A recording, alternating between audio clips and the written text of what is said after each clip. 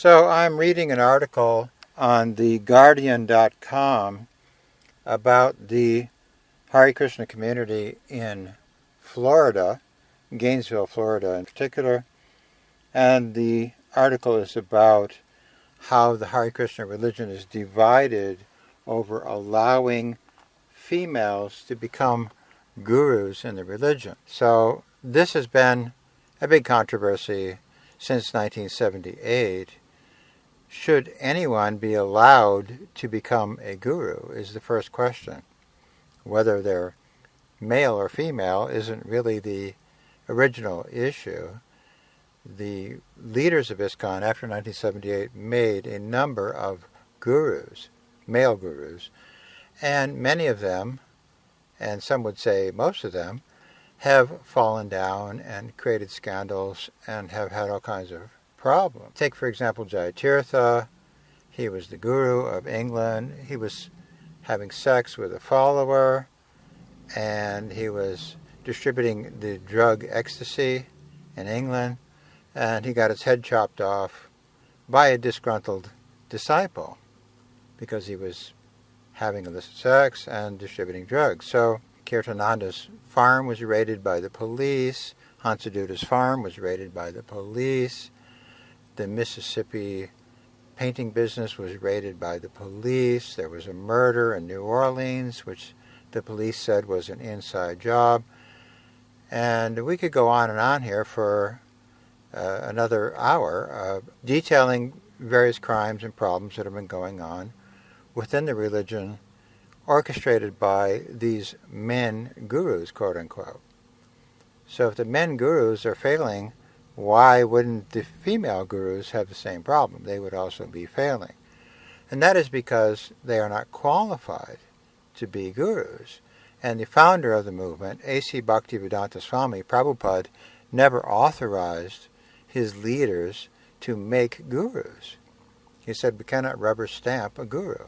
A guru is made by God because the guru is empowered by God. It's not that you vote and you, by your votes, are able to empower a person to be God conscious.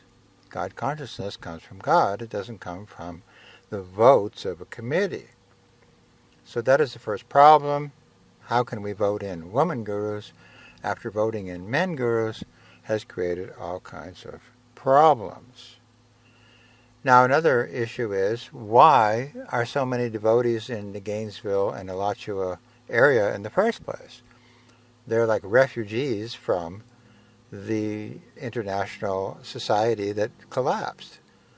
There were many temples all over America, and those temples are empty, and many of the people who were formerly in those temples fled to the Alachua and Gainesville area to remove themselves from the scandal-ridden, problematic issues that were going on in the main society.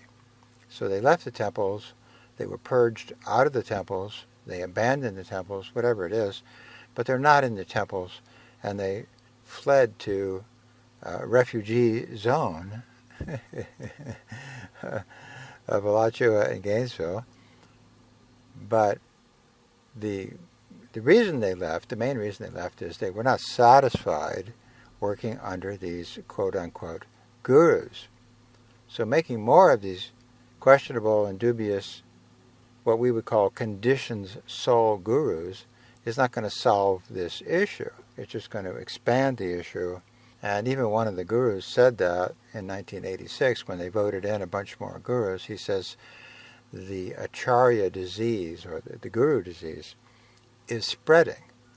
That's all. So we're already having problems with our original gurus. We're going to make a bunch more. That's going to just expand the problem. Now, another thing is that the founder of the Hare Krishna religion in the United States, A.C. Bhaktivedanta Swami Prabhupada, he also warned us many times. He said, you are neophytes. We are laymen, and as such, the laymen have to be very careful not to take the post of guru, because we will then be absorbing sins. Prabhupada said, someone like Jesus can absorb sins, but you cannot. And if you try to do that, you will get sick, you will fall down into scandals, etc. And a number of these people have died because they were overwhelmed by sins, evidently. And some of them are just very, very, very sick. They've had strokes, they've had cancer, they've had heart failure, they've had all kinds of ailments, which is what Prabhupada said. So they're having scandals on the one hand, their health is failing on the other hand, and sometimes when they get sick or they fall down, their followers will say, "Oh, our guru has taken so many sins. Well, let's pray for him to recover from falling down or recover from being sick." But what they don't realize is there's no way to recover from that. You know, if you violate the order of your guru told you you can't take sins, and you violate that order, what's the remedy? You know, why would praying to God help that? Why is God going to fix you from violating the order? You're not supposed to be taking sins. So if you do take sins, you're going to have to suffer. And Prabhupada said that as well. He said taking sins for a neophyte means he will have to suffer. So they are suffering. So out of the 11 original gurus, all of them, every single one of them, got sick or fell down or died. All of the 11. And now that's starting to happen with the second wave. They voted in a second wave. They're getting sick, they're falling down, and they're dying, and they're getting cancer, and so many things. So they were told not to do this, and they went ahead and did this. So a neophyte is not like Jesus. That's the first principle. Yes, Jesus can take sins because Jesus is authorized by God to take sins. You are not authorized by God to take sins, therefore you shouldn't take that post. So we have said this for a long, long time, that these people are going to be overwhelmed by sins, and they are. Now another symptom is that they just go insane. Some of these so-called gurus, if we look at the artwork of, say, for example, Satsvarup Das Goswami, everybody kind of agrees it looks very wacky, it looks very crazy, and his writings are very crazy. He wrote some book, Sanatorium, about a person having sex with his therapist, and that's probably because he was said to be having sex with his own therapist. But anyway, why is the guru writing about a person having sex with his therapist? So it's just insanity. So they're getting sick, they're falling down, and in some cases they are just going insane. Again, that's because Prabhupada had said, you are not qualified to be taking sins, and if you do, it will have a malefic effect. And it is having a malefic effect. So if this is happening to the men, why wouldn't this happen to the woman? Sorry, it will happen to the woman, because they also are not on the platform of a person like Jesus that cannot absorb the sins of others. Now, I was in India, and Prabhupada literally stopped a program one time because people were touching the feet of a couple of his disciples, and Prabhupada stopped the whole program, and he made a big public statement. You should not let people touch your feet because you will be acting as a guru and you will be taking sins, and this will cause you to suffer. Do not do this. So yet we see these so-called ISKCON gurus having their feet washed and so on and so forth commonly. So they're not qualified to be gurus, and why would women do any better? That's, of course, a problem.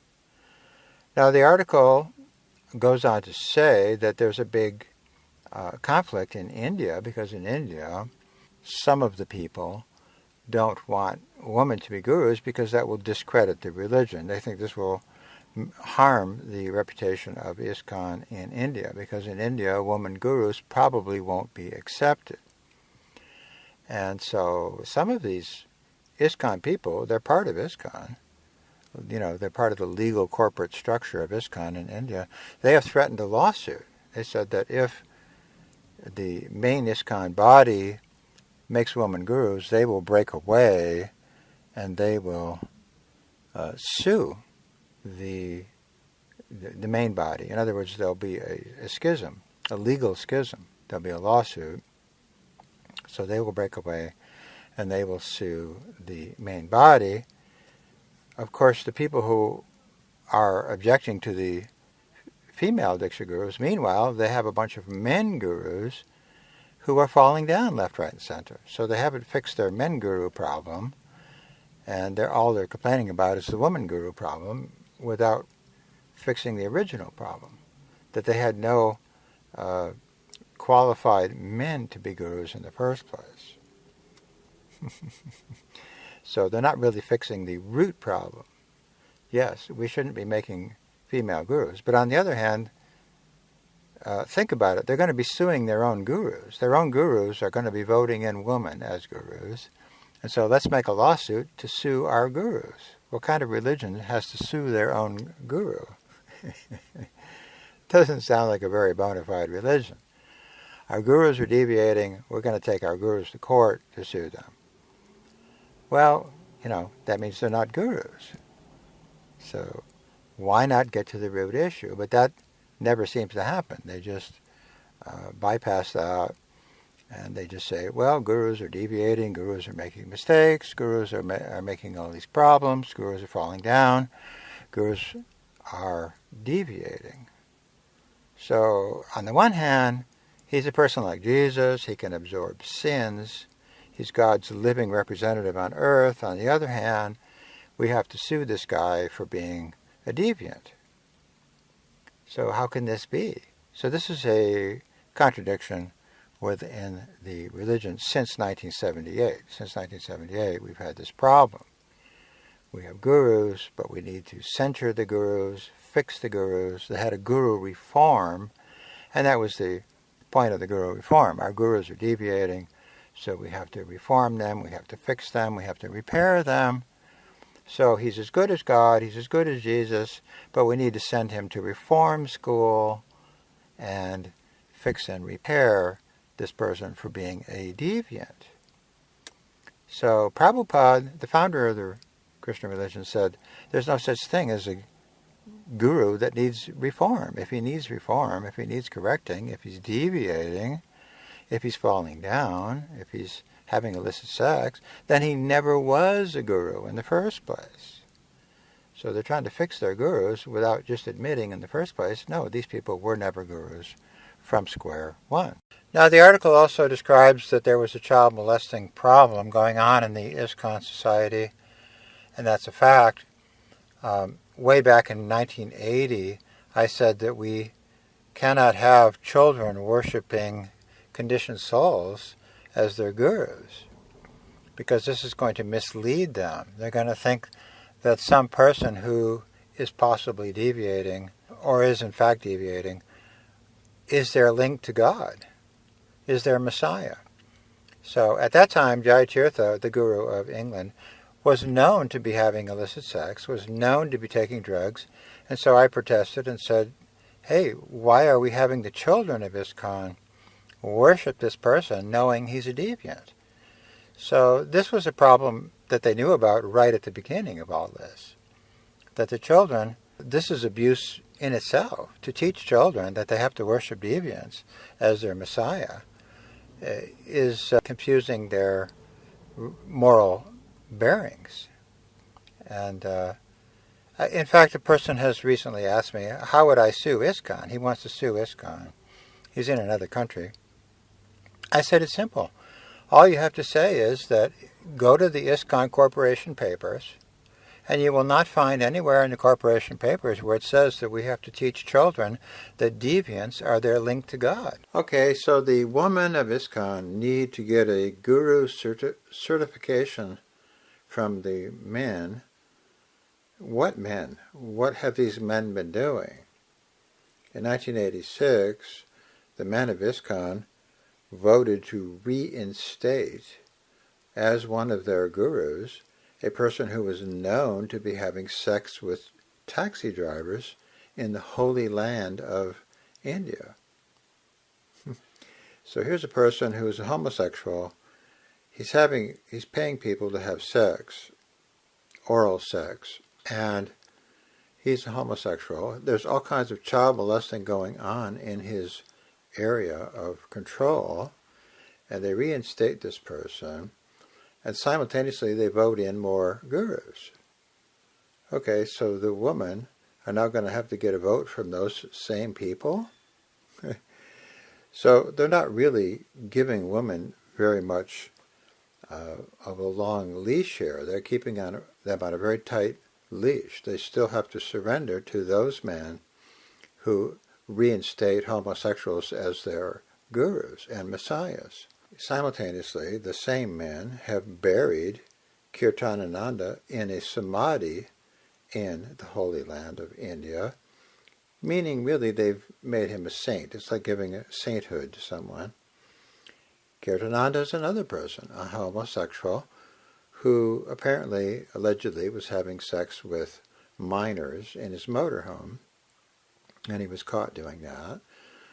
But let's also not forget that dissenters, people who exposed Kirtanananda for having sex, for having homosex, were murdered. This started with Chakradhari. Chakradhari stood up at a meeting around 1980 and said Kirtanananda is having sex with young men. And so he was murdered. And then later Sulochan said Kirtanananda is having sex with young men. He was murdered, and I would have been murdered because I was working closely with Sulochan. So these are the men that the women have to take a certification from. The men who deify and worship homosexuals and pedophiles as saints. Now think about it. Again, same problem. Children have to be taught in ISKCON that homosexuals and pedophiles are saints who should be buried in a holy spot and worshipped in a holy spot in India. So what are we teaching to the children here? Children are being taught that this is a saintly succession from God. And then to top it off, they had another guru, Gunagrahi, who was having pornographic episodes in his motorhome. He was watching porno and was alleged to have had illicit sex with at least one woman. But for sure he was watching porno, and he admitted he was watching porno. So he's another Messiah. He's another person like Jesus who's absorbing sins. Really? I don't think so. But again, he's made into a saint. He's buried in the holy land of Vrindavan in India. So this is what the men are doing. They find a homosexual, they find a pedophile, they find a porno swami, and they declare that these people are gurus. And then they bury them in a samadhi in India. So now the samadhi of Srila Prabhupada, the founder of ISKCON, is also in India. So right next to his samadhi, they put the samadhi of a homosexual and a pedophile. And right next to that samadhi, they make the samadhi of a porno swami. And these are the men that these poor women are going to get a guru certificate from? What kind of certificate is that? So they're not really helping the women out here very much. Let's also not forget many women who protested the child molesting and crimes and deviations going on were just kicked out. They were kicked out the door. They complained about so many problems going on, and they were removed from the society by these men, quote unquote. So what kind of men are they? That is the question. And what kind of gurus are they? That's another question. So, and I personally helped a number of these women. For example, a woman in Dallas, she reported that her children were being molested. And one of the children had his arm broken by one of the aggressors there on the farm where the children were. She told her guru, Tamal Krishna, about that, and he just kicked her out. He says she's got to be out on the street without a penny. After she collected millions of dollars for ISKCON, she complains about child molesting, and then she's kicked out the door. So this is how they're treating women? And women are thinking, oh, this is a wonderful thing for women. No, it is not. And that's just one example. There are many examples. Hundreds and hundreds and hundreds of women, maybe thousands of women, were removed from the society by these men. By these men who are now running the program, the Krishna College program in Gainesville and the Alachua Temple. These same men are running that program. Now, Jayadvaita is one of the people in Alachua, Jayadvaita Swami, J. Israel, and he says their gurus have been found engaged in illicit sex with men, women, and children. Or, okay, actually, he says possibly children, but we know that that's not really what happened. We know that some of these gurus were having affairs with minors. In fact, Kirtananda admitted that he was, bringing boys into his motorhome. So what kind of a guru line is that? So this is a chain of gurus going back to God, and in the chain, what kind of links do you have? Well, you have a homosexual link, you have a pedophile link, and so on and so forth. What kind of chain of gurus is that? And recently, the leaders of ISKCON made a list of their guru parampara, and they included a bunch of these people who have fallen down.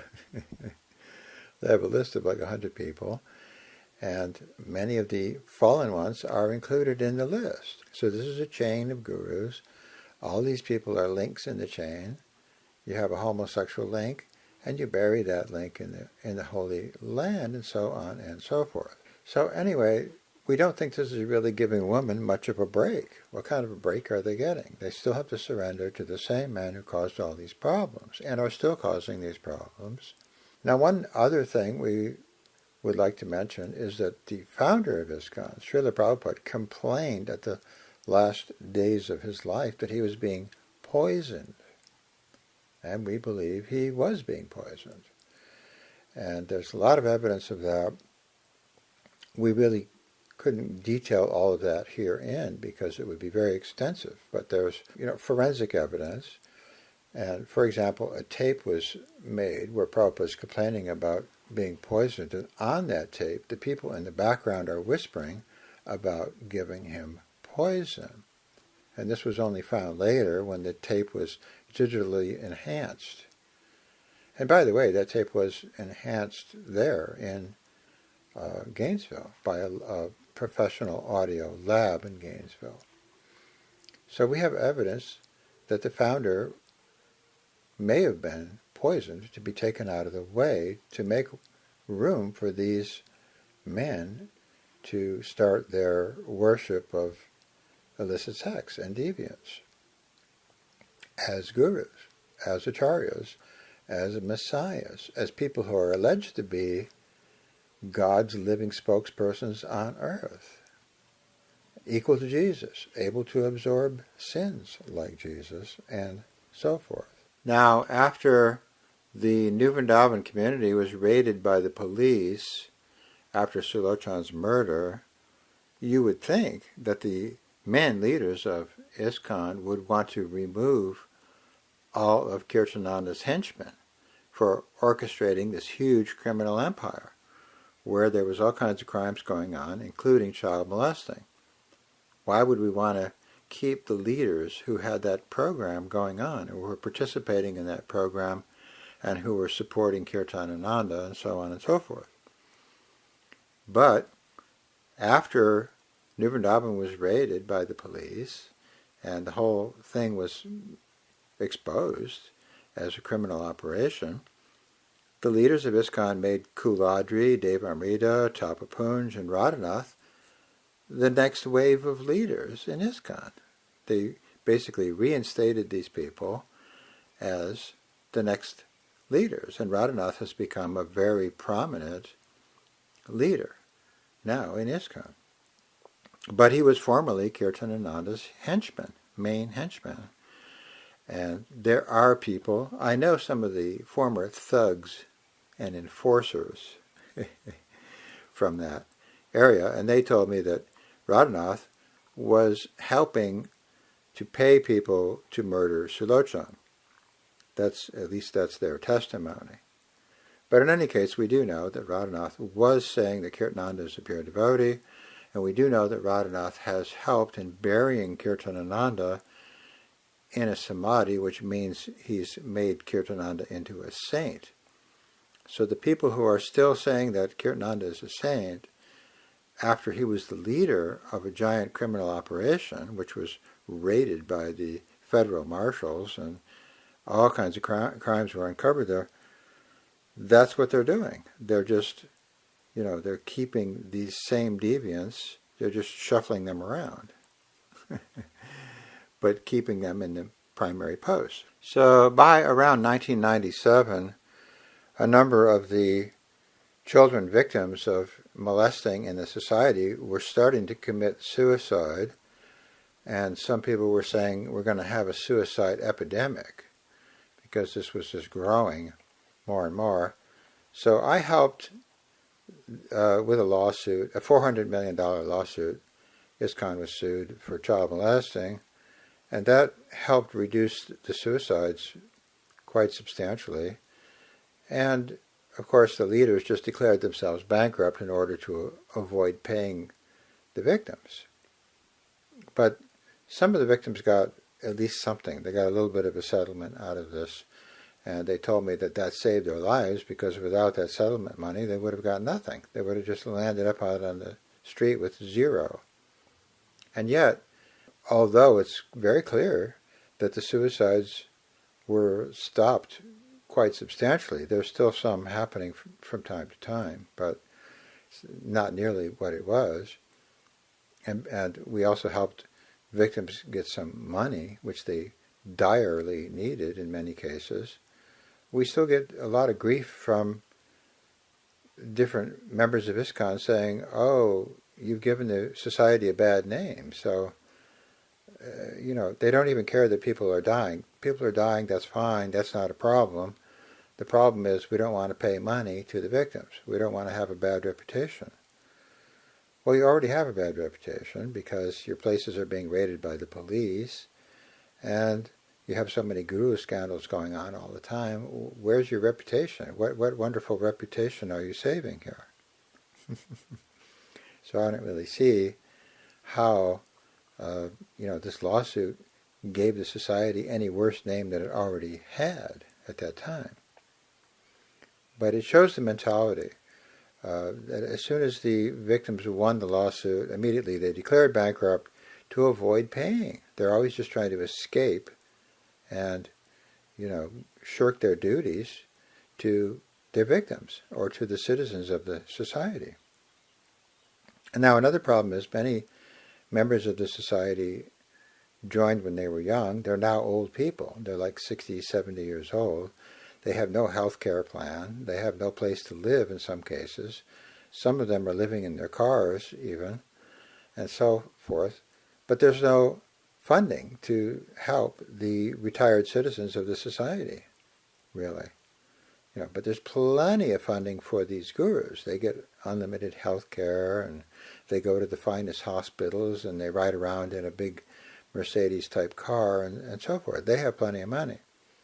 In addition, they sued a breakaway group in India who didn't want to worship these gurus. They wanted to worship Prabhupada.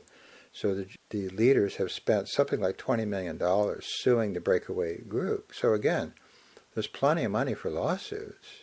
There's plenty of money to sue people. Is there money to help the child victims? Well, no. We're going to declare bankrupt and avoid paying them. Is there any money to help the retired citizens? Well, no. We have no fund for that either. We do have millions and millions and millions on hand to hire lawyers to sue the pants off of people that we don't agree with. So this type of thing is going on. So again, why would some woman have to surrender to this operation? What good is that going to do them?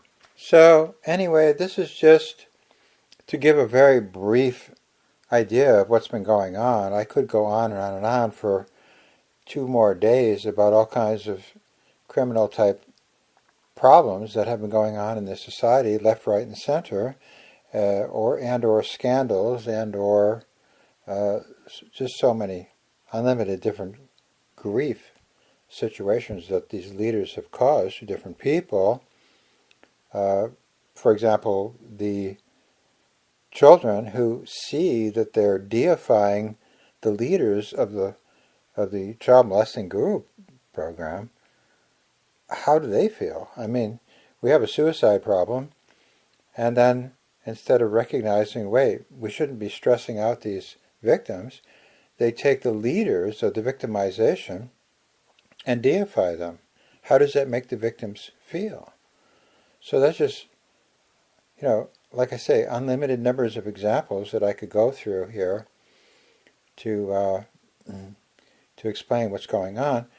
But just to sum up then, I just want to say that there is no authority from the founder of ISKCON to make gurus. He never said we could make gurus. He said the guru is a person who is inspired from within by God. God is speaking to this person. That's how he becomes a guru. You don't just have a committee and a vote and a 2/3 show of hands vote and you decide, okay, this person is going to be a guru. This person is going to be empowered by us. You don't empower the guru. God empowers the guru. Not a committee. And the founder was very clear on that. He said we cannot have guru by popular vote. That is not how guru is made. We don't have ecclesiastical guru or voted-in guru. None of that was authorized by him. So all of this is a concoction.